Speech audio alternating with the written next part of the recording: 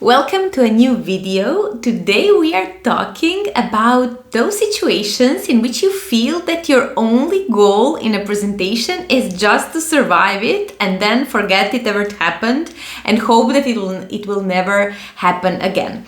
So this is a situation that I come across quite frequently with my clients because they always tell me they have this feeling of, I really don't like presenting my work, I hate public speaking, and so on.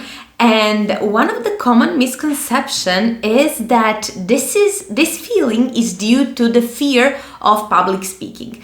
And don't get me wrong, of course, there is a layer of fear of public speaking to that. However, I found that there, at a much deeper level, there is this feeling of thinking that you are not good enough, especially when you are explaining something complex, as it is usually the case with us in the STEM field. So the problem is that we are so afraid of not being good enough that what we do is focus so much on our work and so much on what we want to tell the people that we don't even stop for a moment and think about what is it that the people who are listening to us or the people who are reading our papers or whatever it is that we are expressing, in any way that we are expressing our knowledge, what is it that those people really need to hear? And I find this shift of focus quite transformative because instead of focusing so much on yourself and whether you are going to explain it good enough, if it's going to be clear enough, if it's going to create the impact you are looking for, instead of focusing on that, you focus on what is it that these people who are listening to me really need from me. And this is transformative for two reasons. So the first one is it shifts you from being so self-obsessed and it gives you the opportunity to actually think about the people who are there willing to listen to you and willing to learn from you. So of course, this sounds quite subtle shift, but it's not easy at all, because just think for a moment whenever you are preparing a presentation, for example, or an update presentation, a briefing, or something for a big department meeting, for example, what is your flow of thoughts? You tend to think about, whether this is going to be good enough, will I explain it in a way that they understand it?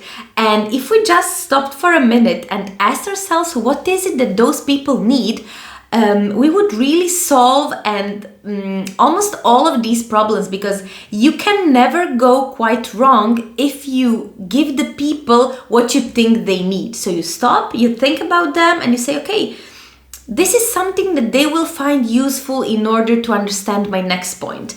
And I feel that the quite nice exercise to do in these cases is to just go through your presentation, go through your slides, and see what do people who are listening to you going to see. Like, what is the information out of all the information that you have, out of all of your work that you did, what is it the piece of information and the piece of content that you are actually going to give to them? So it sounds like a quite subtle shift, but I promise you it's completely transformative. Just to shift the focus from what we will deliver to what we can give them in order for them to understand us better. These things and many others are exactly the things that I teach in my coaching program. So we really tackle your communication challenges step by step with your specific examples. No matter how complex your STEM field is, no matter how complex your work or how complicated you might feel it could be to explain it to others, this is exactly what we do. So if you feel that you need this kind of support and you are like, I really need someone's help to tell me what should go where in my presentation, in my talk, or in general in my writing, I will leave down below a link in which you can schedule a completely free discovery call with me, and we can see if we are a good fit to work together and if I can help you with your specific challenges that you're facing right now. So I hope you will find this video useful, and see you next time. Bye bye.